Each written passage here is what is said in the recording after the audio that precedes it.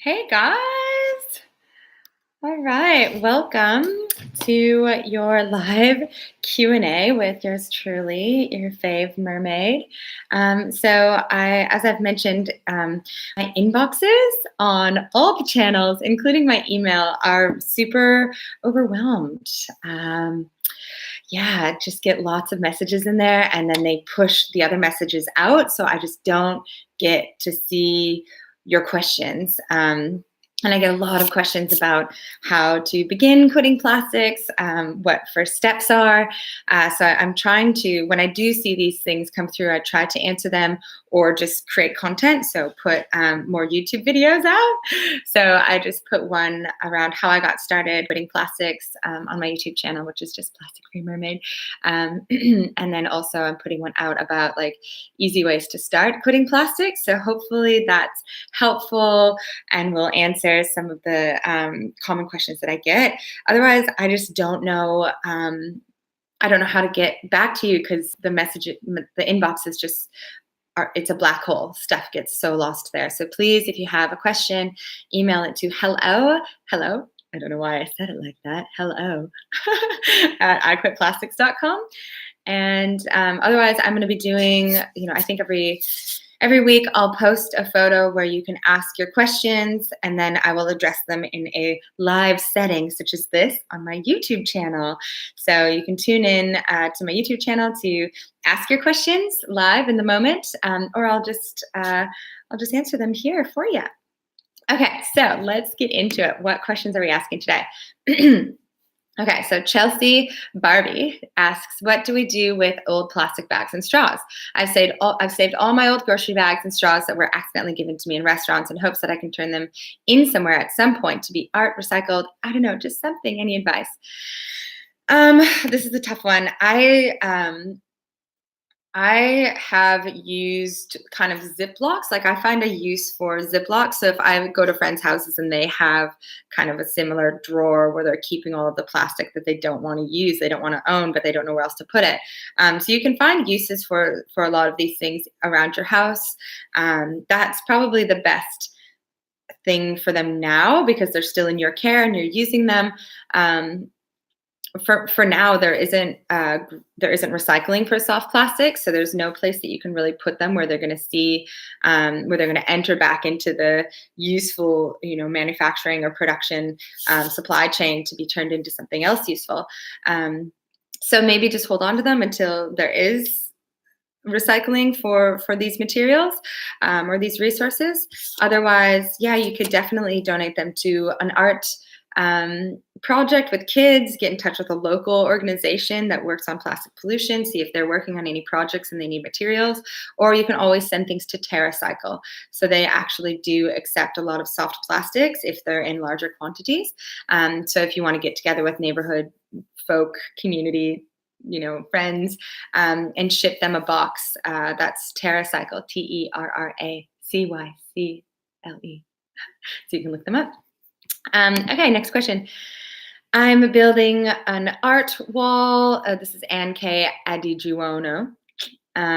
She built a trash art wall using snack packaging, really smelly ones. And now if I go to the grocery store, I skip the snack part. Even if I want to chew on something yummy, I feel like I see trash only. Yes, it makes me shop less and less. So that's also an option if you want to create an art project in your own home, kind of something to remind you of why you're not taking the plastic packaging, because then you have to keep it and put it on your wall. So that's a really cool suggestion. Thanks for that, Anne. This is activist skincare. If much of our plastic that we put in the recycling bin is being recycled in horrible, dirty, life-threatening ways like you've posted before, like melted in the rainforest with no health or environmental safeguards in place, could it possibly be better to put plastic in the local landfills instead of shipping it across the world where it will not be processed properly? Obviously, avoiding plastics and single-use everything is step one, but I'm legitimately confused. By trying to recycle plastic, are we doing more harm than if it went in the landfill? Okay, this is a good question. And I totally understand your confusion. I think the world is also grappling with this question. That's why a lot of recycling isn't working, is because it's just being diverted to the landfill. Excuse me.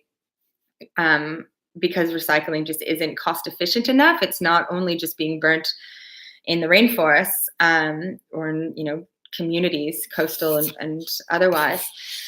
Excuse me, it just doesn't make money. It's cheaper to just use virgin plastics than to use recycled plastics at this stage. We collectively should be trying to support the recycling systems to hopefully bring value to recycled plastic.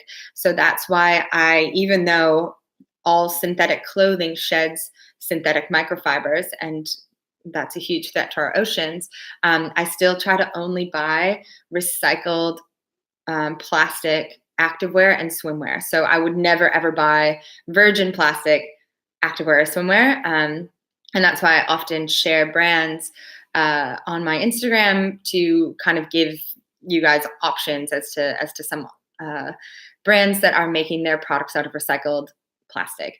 It's not the best solution, of course, because it's still synthetic, shedding synthetic microfibers, but it's it's excuse me, adding value to recycled plastic. It's creating a market for recycled plastic for this material. So we still should participate in recycling.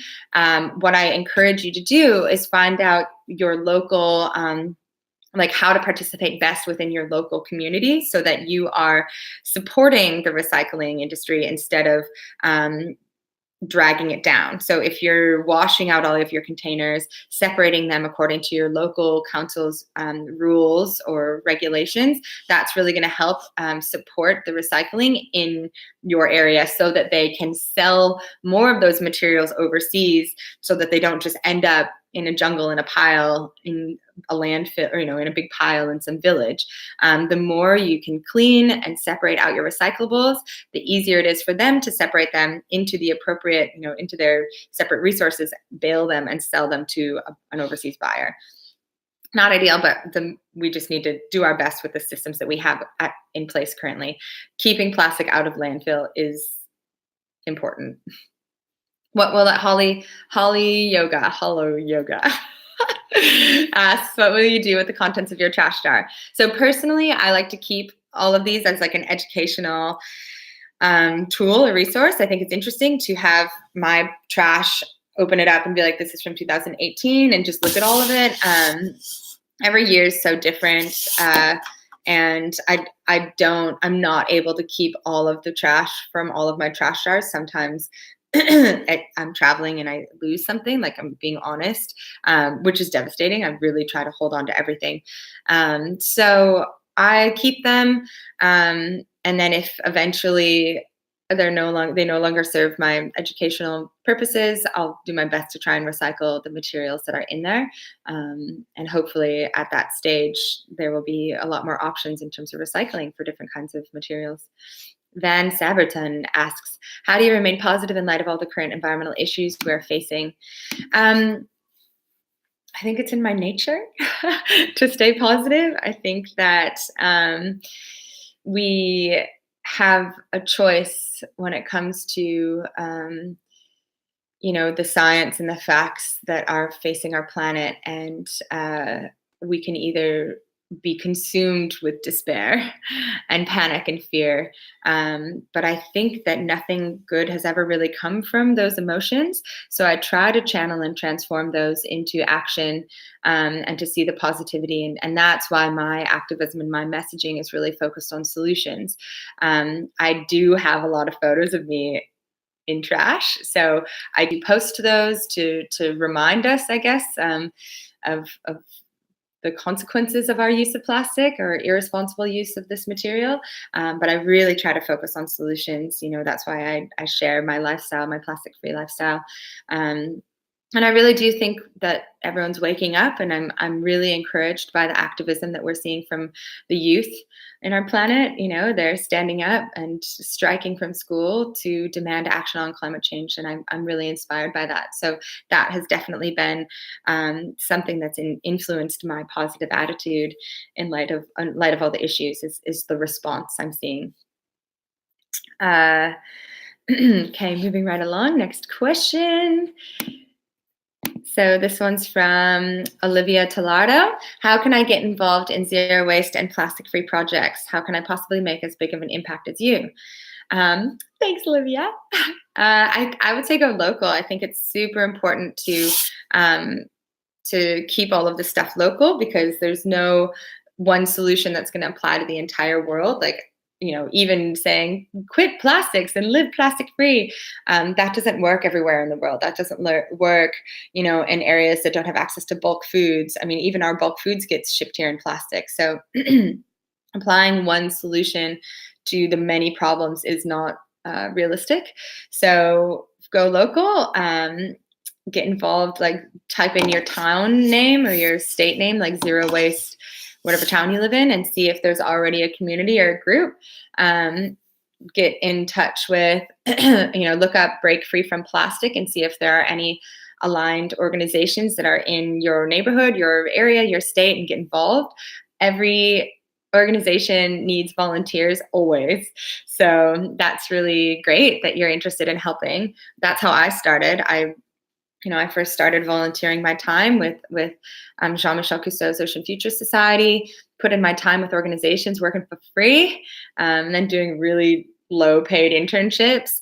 And it was just seeing opportunity. It was, my lifestyle. I was living plastic free and I saw an opportunity to share how I lived to inspire others to make similar changes in their lifestyle. So it's just putting in the time with organizations that need help, finding ones nearby that are local, that are easy to get to, that can use your talents, and then just trying to see, and then just sharing online. We're so lucky to be, yes, a part of local communities that we live in, and also a part of online communities. So being vocal, it's so important to share what you're doing so that other people see that living plastic free or reducing your impact or caring about your carbon emissions is continuously being shared, so that we're normalizing this lifestyle. We're trying to create a new norm around respecting the planet, living lightly on the earth. So yeah, talk about it.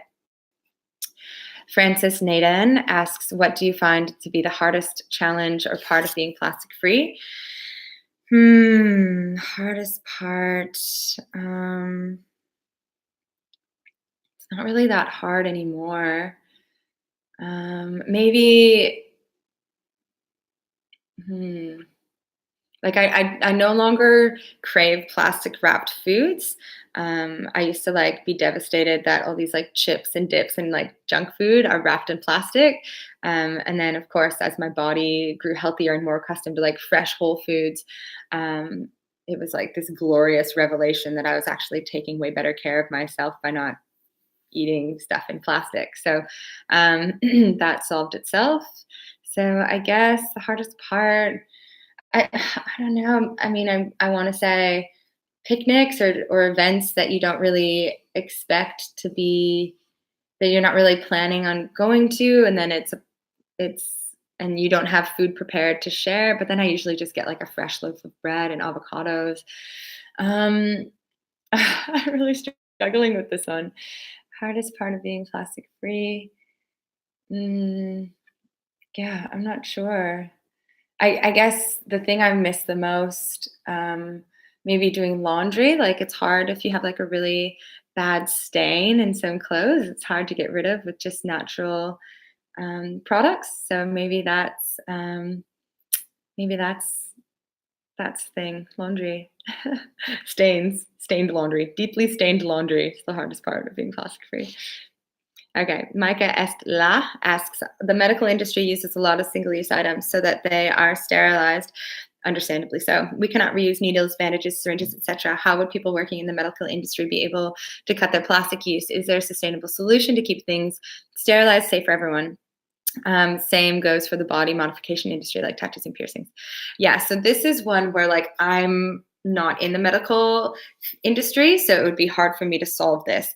This is where y'all in the medical industry need to band together and lobby your supervisors. And so my friend who I'm staying with, her mom is a doctor, and so they basically refused to accept single-use plastic items. They said, we won't use these, and demanded more metal, more reusable, so kind of using your power as a group of individuals. I mean, you're ultimately kind of clients of these products. So creating an alliance within your coworkers and your peers, and ideally your supervisors as well, so that everyone's on the same on the board with this idea. And then identifying the suppliers of these materials and demanding more sustainable options. There are some recycling programs. I'm sorry, I can't remember the name of it right now, but there are like plastic recycling programs where they accept non hazardous medical waste that can be recycled into other things of use to society. And then there are also charities that accept unused medical materials that often just get thrown away, and then they give these to charities, so in like developing countries. So there are definitely things out there that I would suggest you look into. I'll be doing a little, I'm currently developing my overview of air travel, and then I want to work on medical industry next. So it's a big one. Very good question. And I think that people within the medical industry probably have way more resources to look into this and discover this than people outside of the medical industry. So that's why I'm going to be doing calling in for backup. So if you're involved in the medical industry and you want to help me kind of get to the bottom of this, please email hello@iquitplastics.com and with the subject line medical, and you can be a part of that conversation. Thanks. Okay, sensitive question. How do you buy toilet paper if it is wrapped in plastic? What can be an alternative? Not a sensitive question. I use Who Gives a Crap. This is a company that uses bamboo for their toilet paper and recycled paper, everything. They're just a really beautiful company, and they donate a lot to building toilets in developing countries in need of more sanitary places to go poo and pee. That company, again, is called Who Gives a Crap, and it's a really great company to be a part of, support. Grace Waldrop asks, how do you go about plastic-free medication? I have to take medication for my thyroid, celiac, and mental illness, as well as various vitamins. They all come in plastic, and I hate it. Take care of yourself. I think our health is number one. We really need to make sure that we are looking after ourselves, and our medication is important. So don't worry about this part of your plastic. Worry about all the other parts of your footprint, your environmental impact. Focus on reducing your impact in those arenas, and let medical waste be kind of like at the end of your list. Don't worry about that as much.